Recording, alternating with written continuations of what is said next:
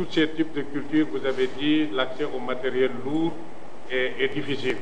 Peut-être que le matériel lourd ne leur est pas toujours adapté, peut-être le maïs, oui, mais peut-être les autres sur les terres où sont, mais vous dites, le matériel léger, ils l'ont, mais il y a le vétusticité du matériel. Mais dans ce matériel, il y a certains types de matériel quand même qui manquent, comme le matériel pour faire les labours, etc. Ensuite, vous avez dit qu'en ce qui concerne la transformation, il y a quand même une nouvelle donne. Il y a plus de transformation, la qualité s'améliore, ça se diversifie, il y a l'émergence, c'est en train d'être accessible aux industriels, c'est en train d'être accessible comment on appelle ça, aux grandes surfaces qui sont en émergence, ça vous l'avez dit. Ensuite, une convergence, bon, le faible accès à l'assurance agricole, en tout cas, l'assurance agricole ne couvre pas encore la diversité de vos besoins en assurance agricole. Par contre, vous avez été très timide sur l'accès au financement. Vous n'avez pas trop mis en exergue, je ne sais pas, on appelle les types les possibilités de financement qui existent à travers la CNCA, à travers d'autres types de financement. Quand on était dans le riz, c'était vraiment actif. Hein? Et ils ont croisé vraiment CNCA, ce qu'on veut, la précision, le truc, le CNCA a beaucoup intervenu pour dire voilà ce que je peux. Le CNCA même était très actif dans le débat. Bon, peut-être que c'est à vous d'insister encore.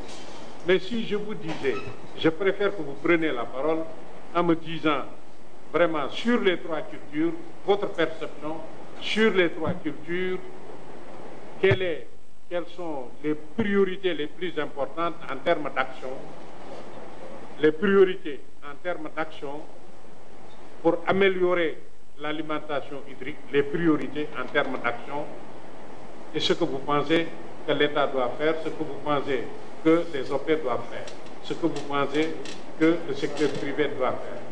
Vous pouvez intervenir sur les quatre axes.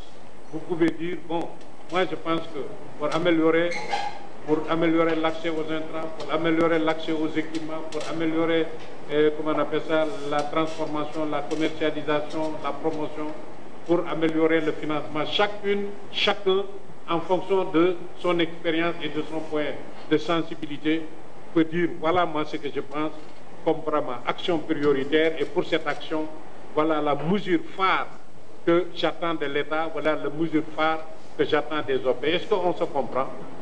Est-ce que vous avez compris ce que j'ai demandé? Chacune ou chacun prend la parole.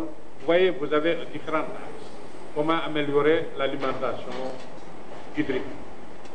Comment améliorer l'accès aux intrants, semences, engrais, etc. Comment améliorer l'accès au matériel, qu'il soit léger ou lourd? Comment favoriser la transformation, la promotion, la commercialisation des produits? Comment renforcer le financement et l'assurance dans le secteur? Sur ces 5 axes, vous intervenez en disant que moi, vous intervenez sur l'ensemble des axes ou l'axe où vous pensez que c'est cet axe qui m'intéresse. Vous prenez la parole, vous dites sur cet axe, je pense que voilà une ou deux actions phares, voilà je pense une ou deux mesures phares que l'État doit prendre, voilà une ou deux mesures phares que les OP ou le secteur privé devait mener. Qui veut se jeter? Je vais lui donner la parole. Je te donne la parole. Voilà. Apprends, viens prendre le micro.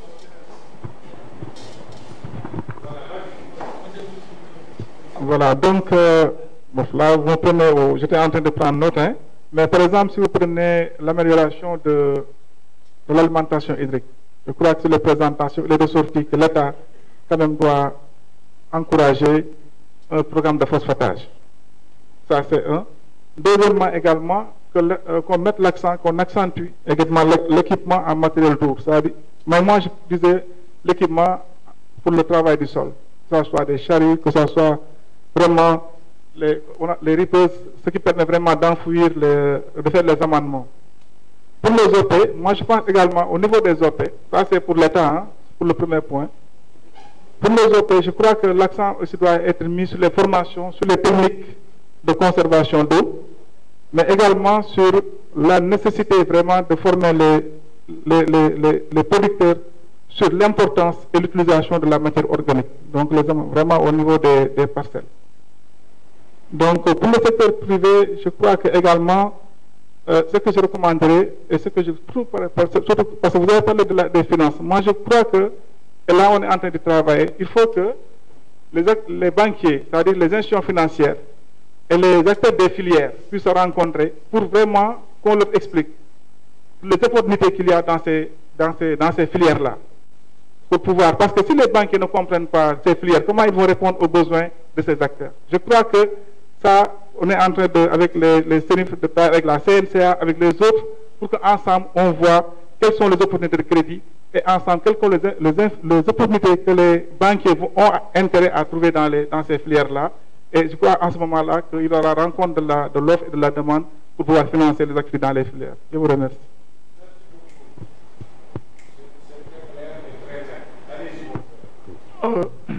Moi, en fait, je voudrais intervenir par rapport aux semences, au contrôle des semences. Parce que mon collègue chef FDR de Guinée-Bissau, Thiam, en faisant sa présentation, a eu en tout cas préconisé, si je ne me trompe pas, comme solution, augmenter le personnel pour contrôler les semences.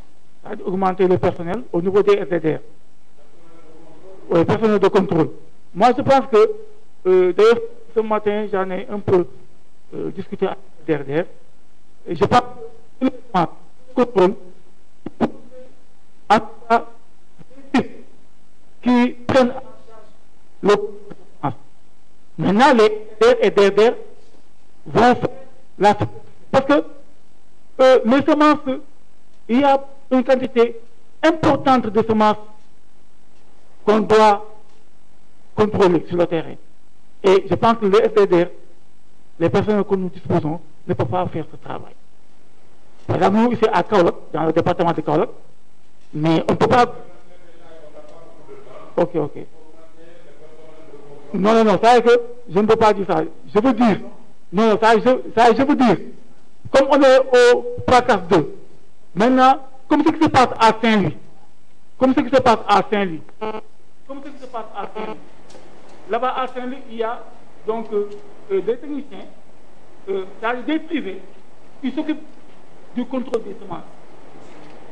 Maintenant, je pense que ça, on doit quand même élargir ça au niveau du tout du Sénégal. N'est-ce pas? Parce qu'au niveau du FDR, on ne peut pas contrôler avec les personnels qu'on dispose, bien qu'on a doté du personnel. Ce n'est pas possible. Vu la quantité importante, n'est-ce pas, de supervision à contrôler, je pense qu'aujourd'hui, la solution est de promouvoir ça. Et je pense qu'il faudrait en profiter du PRACAS 2 pour pouvoir régler ce problème définitivement.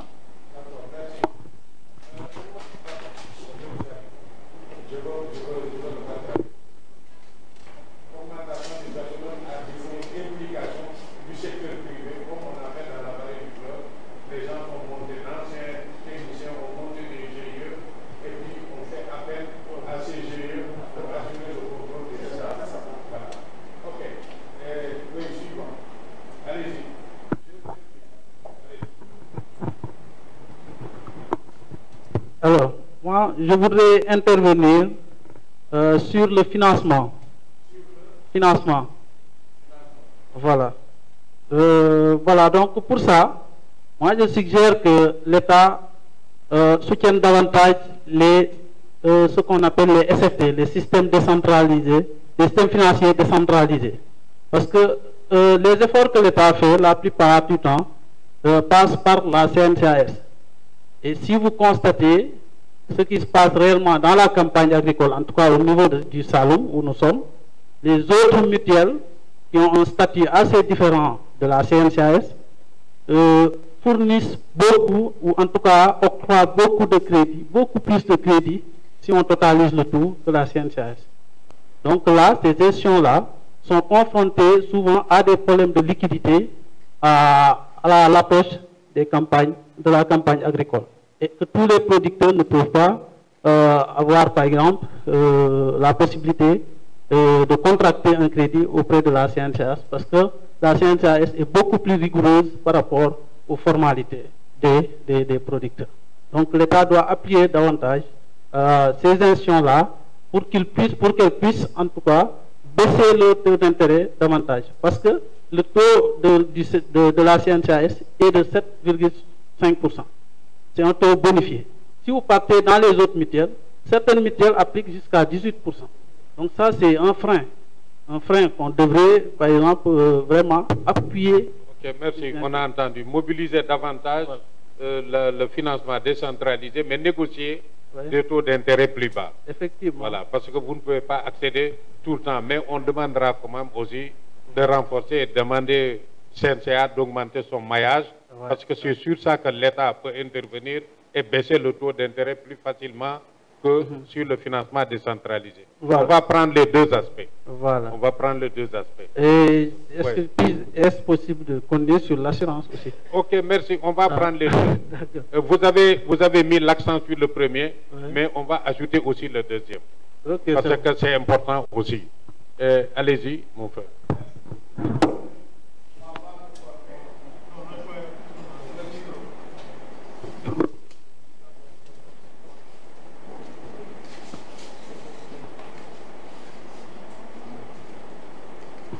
Voilà, merci beaucoup. Moi, je voulais attirer l'attention sur les ravageurs. Nous voulons faire des céréales. Il y a un nouveau ravageur qui est arrivé au Sénégal l'année passée. Donc, c'est la chenille légionnaire du maïs. Et on l'a retrouvé un peu dans le sud. Ça est maintenant dans tout le Sénégal. Maintenant, je pense que c'est le moment, en tout cas, de renforcer les capacités de la DPV pour non seulement les prospections, mais aussi, donc ça veut dire la surveillance, mais aussi le traitement, tout ce qui est matériel de traitement. Parce que tout ce que nous faisons, on peut avoir tout, mais si les ravageurs là, on ne les contrôle pas, ça réduit réellement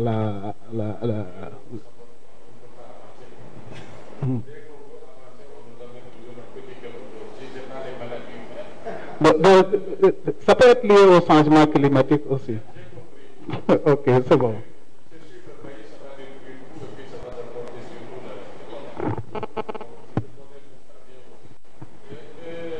Qui veut intervenir d'autre?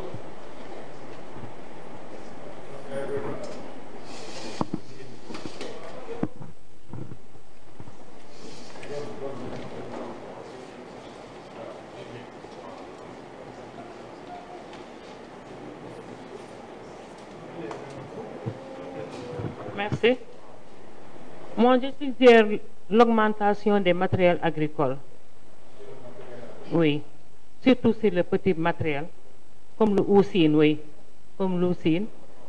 Et la diminution de l'engrais. L'engrais est très cher.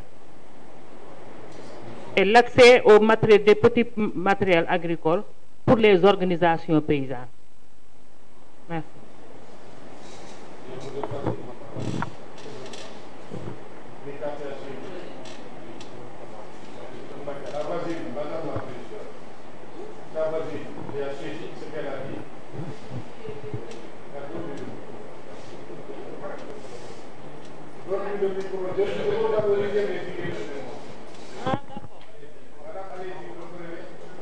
Je dis que je suggère qu'on augmente les matériels agricoles, surtout les matériels de semoir, et l'accès aux matériels semoir aux les organisations paysannes, et la diminution de l'engrais, le coût du prix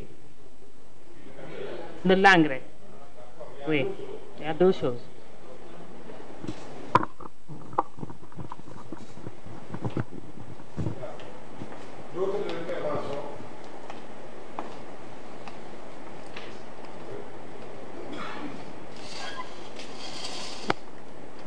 Je vais ajouter un seul point, c'est surtout augmenter la quantité des intrants, semences, engrais, urée. Et aussi, il faut toujours aussi amener les subventions sur le mil. La subvention sur le mil qui a été supprimée. Les semences de mil. et les intrants même. Je vous remercie.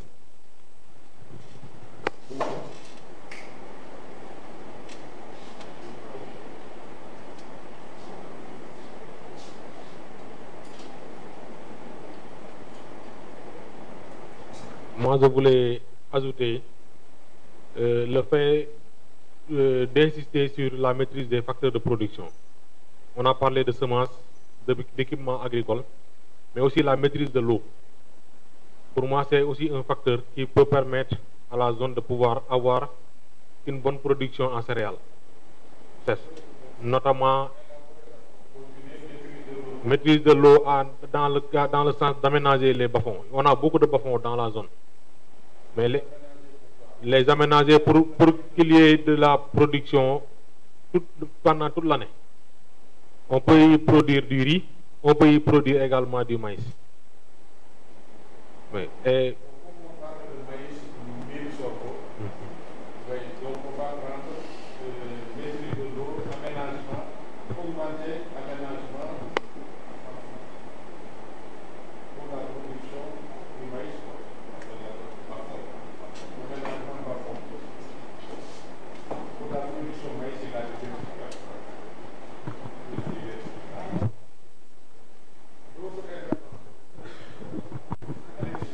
bon, je voulais ajouter au niveau donc du mil. On sait que le mil, comme difficulté, faiblesse, le mil est attaqué par un ennemi important qui est le Striga hermetica. Le Striga. Oui. Hermetica. Je veux comprendre, par exemple, des investissements, des mesures par rapport donc à ce point. Voilà.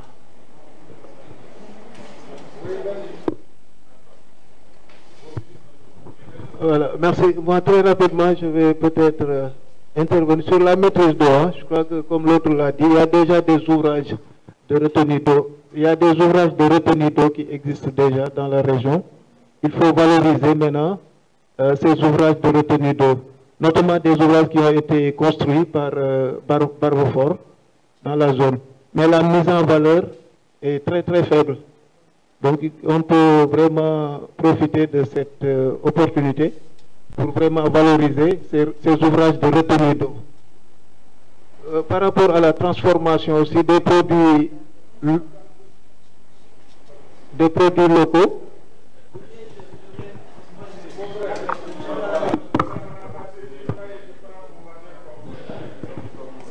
je ne suis pas à l'aise avec... Voilà.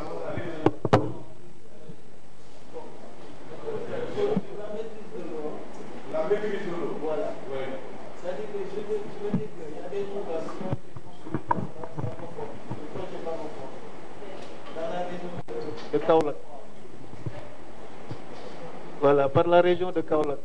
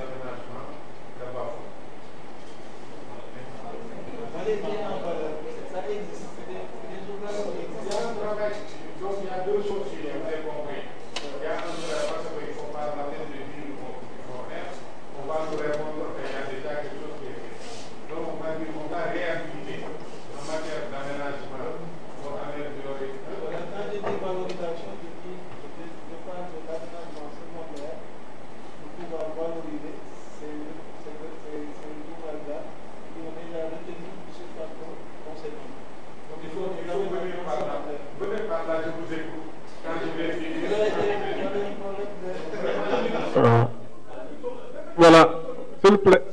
Moi...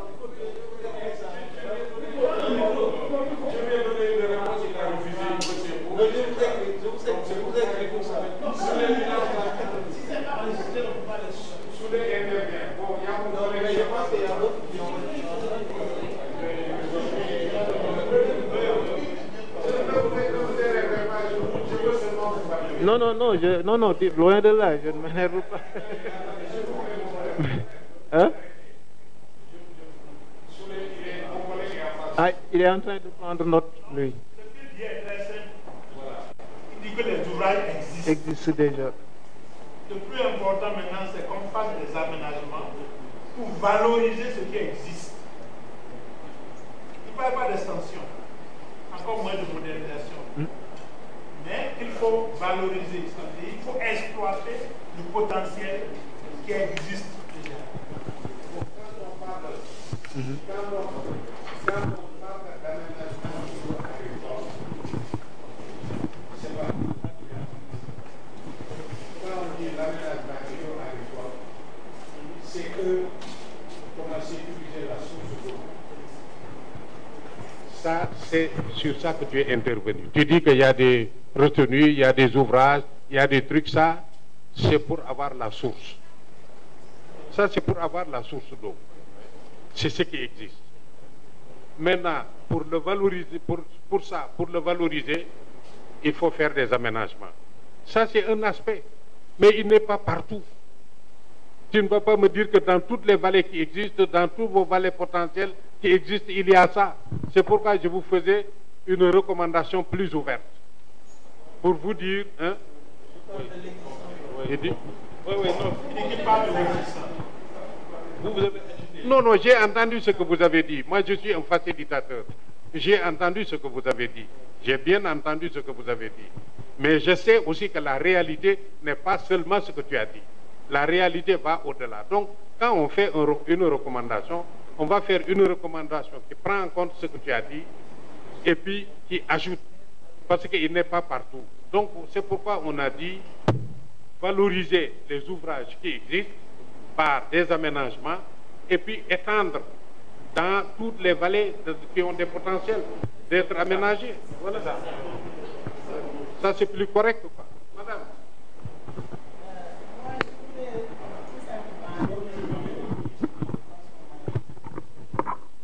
Je voudrais tout simplement intervenir sur le fait de produire et de ne pas vendre. Ça concerne la grande culture, mais aussi les semences. Parce qu'il y a des stocks actuellement qui sont en place et ne sont pas vendus. Pour la transformation aussi, c'est pareil. Il y a la potentialité qui est là actuellement, mais presque, si tu vois au Sénégal, tu évalues, il y a presque 1000 transformatrices dans ce pays, alors que si tu évalues et tu fais un diagnostic, il n'y a que 2 qui sont reconnus au Sénégal qui vendent leurs produits normalement. Tout le reste n'attend que les foires et les marchés hebdomadaires peut-être. Ce problème-là, je crois que l'État doit nous aider, ou je ne sais pas aider, ou faire faciliter la commercialisation. Je ne sais pas si vous me comprenez ou bien.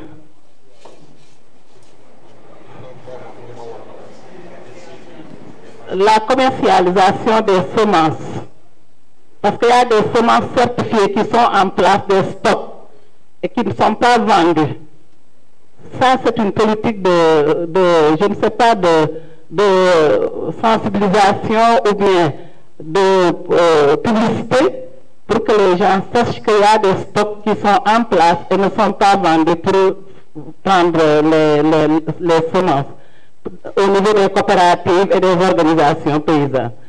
D'autre part, pour la commercialisation de la grande culture, aujourd'hui j'ai entendu une dame qui est dans le maïs qui me disait qu'il me reste 300 tonnes que je n'ai pas encore vendues et je n'ai pas de clients. Donc ça c'est un problème. Pour la commercialisation aussi du céréales transformé, c'est pareil. Tu transformes 500 kilos pour le vendre, pendant un mois tu ne le vends pas, ça c'est un problème. Donc il faut qu'on étudie ça sérieusement et je crois que c'est les projets et l'État qui peuvent nous accompagner dans ce processus. Voilà. Bien.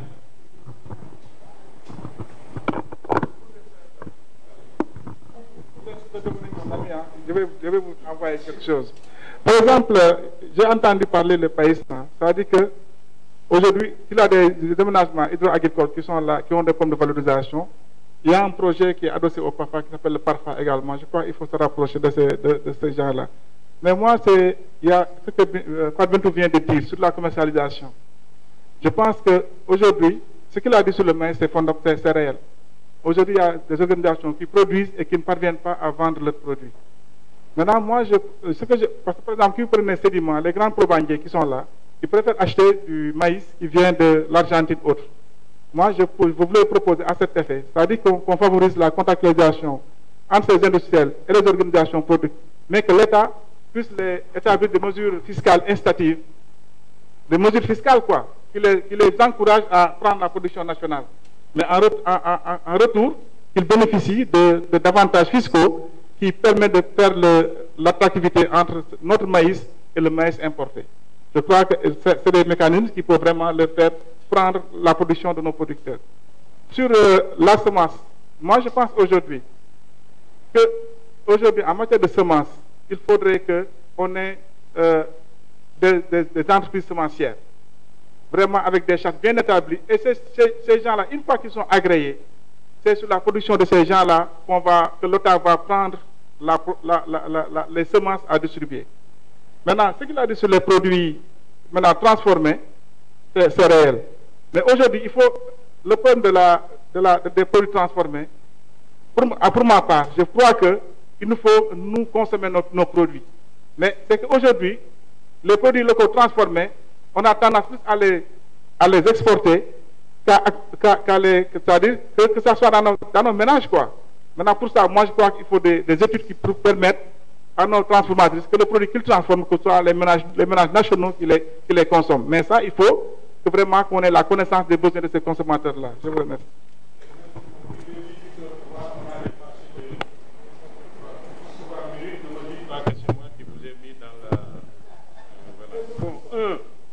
Sur le premier aspect, sur tout ce qui est relatif à la lutte contre l'insuffisance ou la variabilité pluviométrique par l'amélioration de l'alimentation hydrique, vous avez dit que c'est important. Là-bas, vous avez dit d'abord qu'il y a l'importance des aménagements, les ouvrages de retenue, les aménagements secondaires et tertiaires, et leur extension dans toutes les vallées et les bas-fonds qui s'y prêtent.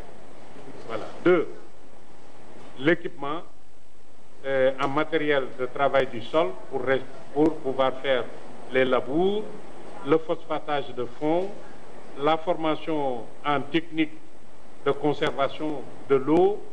Voilà l'importance aussi d'utiliser la matière organique parce que aussi ça augmente la capacité de rétention. Voilà ce que vous avez dit. Le deuxième aspect, en ce qui concerne les intrants, vous avez souligné l'importance à la fois des semences et des engrais. Et sur les semences, vous souhaitez que la commercialisation soit mieux organisée, l'agrément des producteurs soit mieux organisé et les services de contrôle mieux faits par le renforcement des capacités de contrôle humaines en utilisant le privé. Voilà. Ça, c'était sur les semences.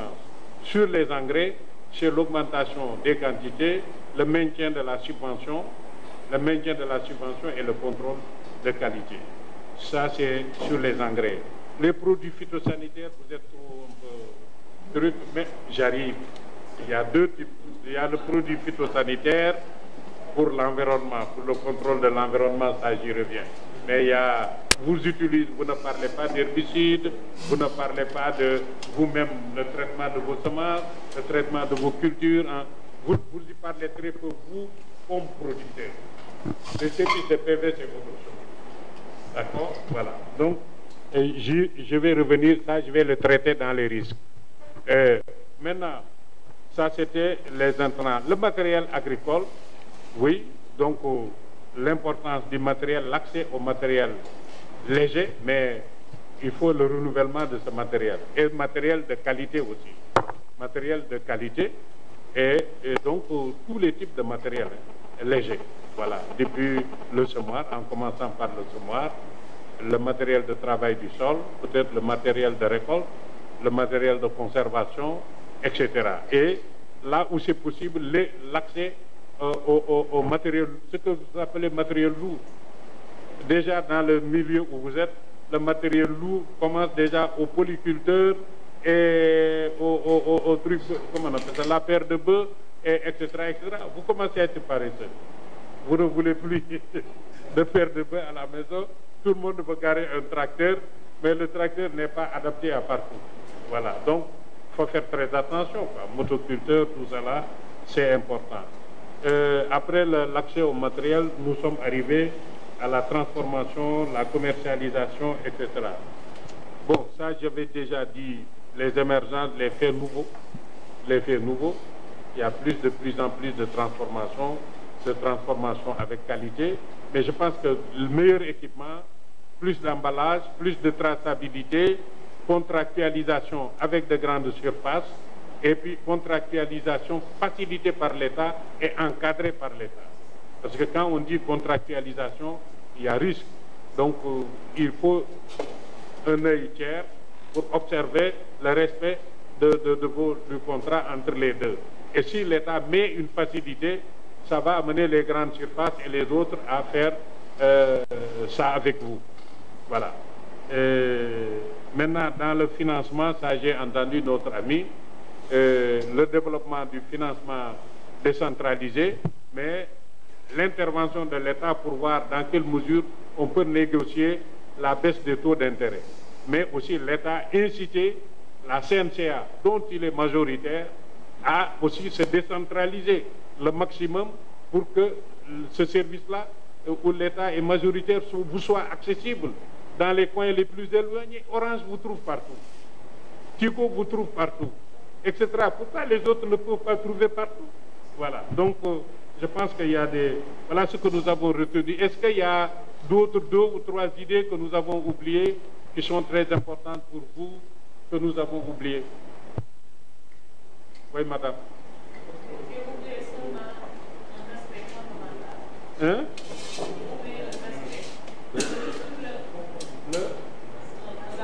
Allez-y, madame. Pour le déplacement,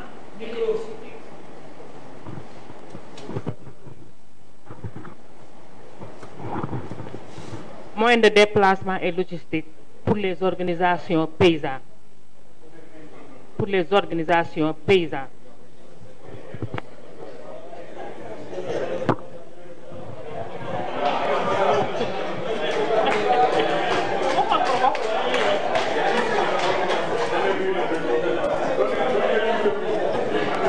Oui.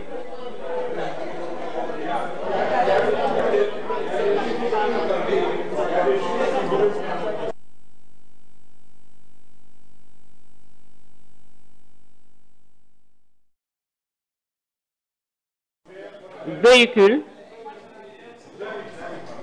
les organisations paysannes, on a des problèmes de déplacement, des moyens de déplacement et logistique. Ah non.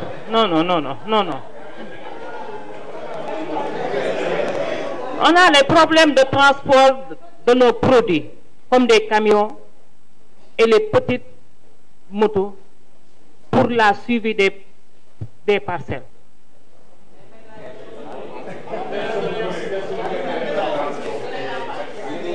Nous appuyer des camions pour les moyens de déplacement de nos produits.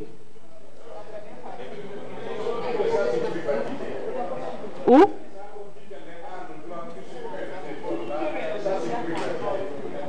Où?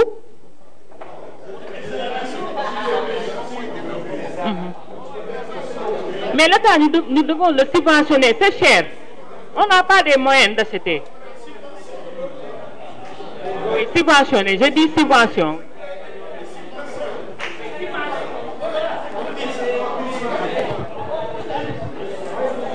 On veut vous aider à formuler votre préoccupation. Oui, on est vos conseillers. C'est pourquoi, s'il vous plaît, c'est pourquoi on vous pose des questions pour comprendre mieux, pour vous aider à formuler votre recommandation. Une chose est, vous savez, dans les approches économiques maintenant, il y a des fonctions qu'on dit ça, c'est les fonctions régaliennes de l'État. Et il y en a des fonctions, ça, l'État doit se retirer, il ne sait pas les faire. Il faut laisser d'autres le faire. Normalement, vous donnez même les tracteurs et autres là, l'État devait aller prendre seulement les milliards donnés à la banque, leur dire si Massamba et Medemba arrivent, vous mettez, moi j'exonore 60%. Mais moi, l'État, je ne distribue plus les tracteurs et ce n'est pas son rôle. Voilà, maintenant, dans le domaine où vous parlez, est-ce que, bon, Souley m'écoute, hein, est-ce que si vous vous regroupez, c'est-à-dire on ne peut pas vous conseiller, vous aussi, de vous regrouper. C'est dans le regroupement qu'il y a la force. Si vous arrivez, vous êtes des GIE, vous êtes des OP en plateforme, vous êtes des GIE, vous mettez une plateforme de GIE pour avoir plus de force.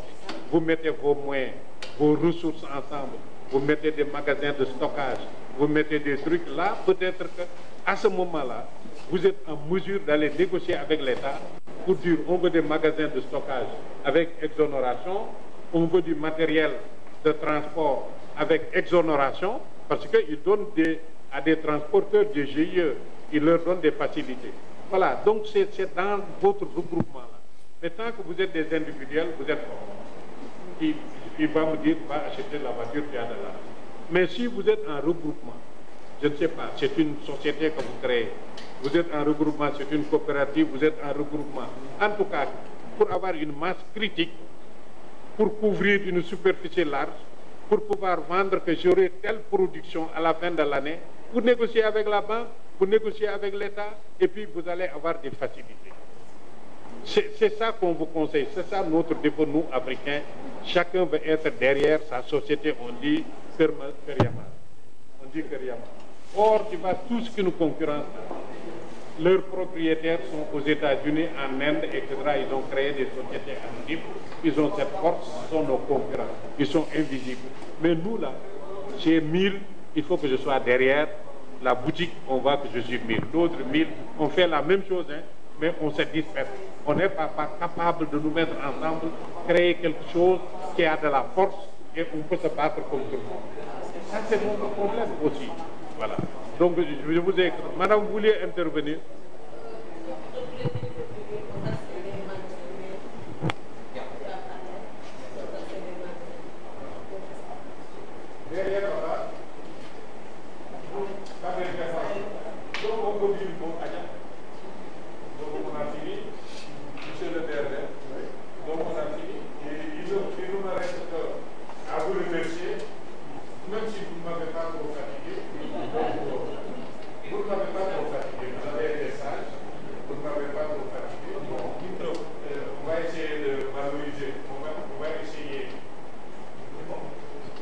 Ce n'est pas facile parce que ce ne sera pas facile parce qu'on ne vous a pas amené jusqu'au bout. Il y a des choses, on va essayer de vous comprendre pour mieux les exploiter, pour faire un compte rendu fidèle. Voilà, on va tenter. Peut-être le retour de compte rendu va vous permettre de corriger. Peut-être des choses telles que vous les avez mieux dit que nous.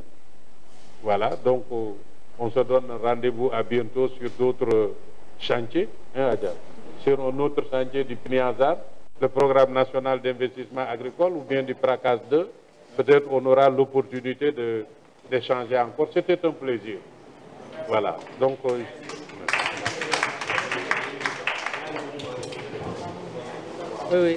Merci facilitateur, merci l'équipe de œuvre rurale, merci à tous les participants, merci à mon très cher directeur Souleymane et son équipe.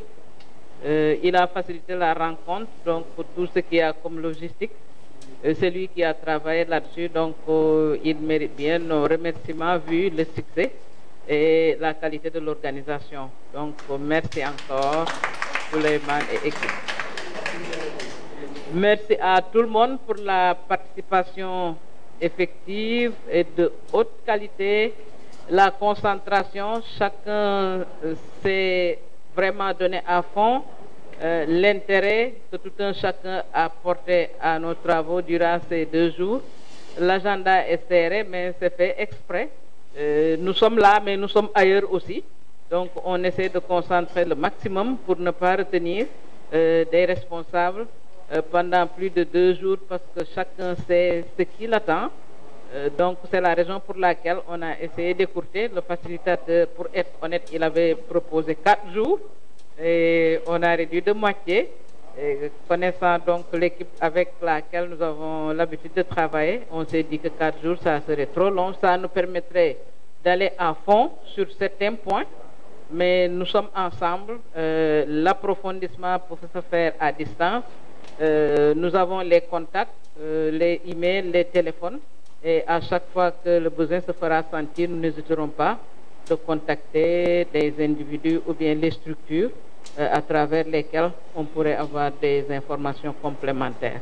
Merci à tout un chacun. Merci le papa. Merci Mika pour m'avoir accompagné tout ce processus avec toute la pression que je mets toujours sur toi. Donc à chaque fois, je te remercie et je t'encourage aussi parce qu'il ne me fatigue pas trop lui aussi. Donc c'est un bon collaborateur. Et je tiens à le remercier. Merci à toutes les structures qui ont été présentes et qui ont pris part à nos travaux. Merci, bon retour à tout un chacun et à très bientôt. Et nous souhaitons pour que nous ayons une campagne 2018-2019 pleine de succès. Merci à tout un chacun.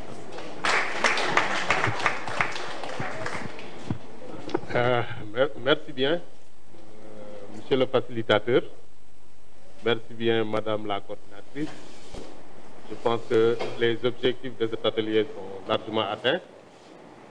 Cela se matérialise par les discussions et l'intérêt que les uns et les autres ont bien voulu porter à ces thématiques-là, développées durant ces 2 jours. Et donc, on peut dire que moi, j'avais retenu quelque chose, c'est pour améliorer donc le cadre de vie de nos populations dans ce bassin arachidier, dans ce bassin agricole.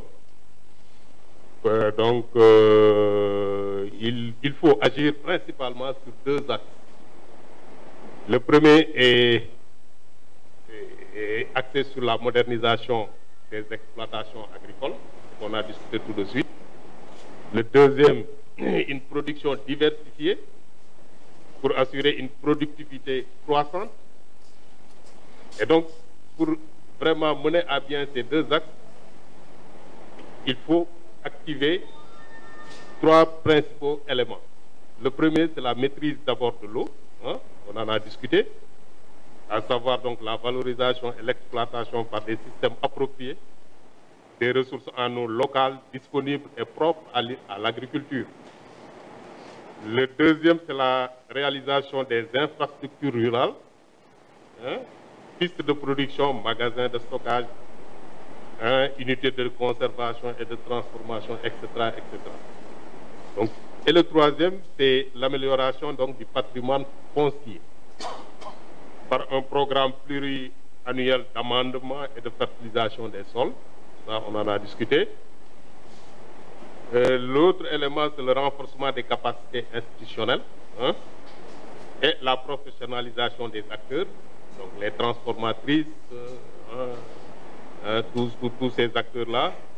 Et le dernier, c'est la valorisation donc, des productions et le développement des circuits de commercialisation. Je pense que si tous ces aspects-là sont réalisés à 100%, hein, l'agriculture dans nos localités deviendra donc un élément attractif pour les autres populations. Donc, ainsi cette agriculture va absorber une bonne partie donc, de la demande en emploi de nos jeunes. Donc, je remercie tout le monde de votre remarquable participation, hein, et contribution apportée durant cette rencontre d'échange. Et donc, je souhaite à tout le monde, comme l'a dit Madame la coordinatrice, un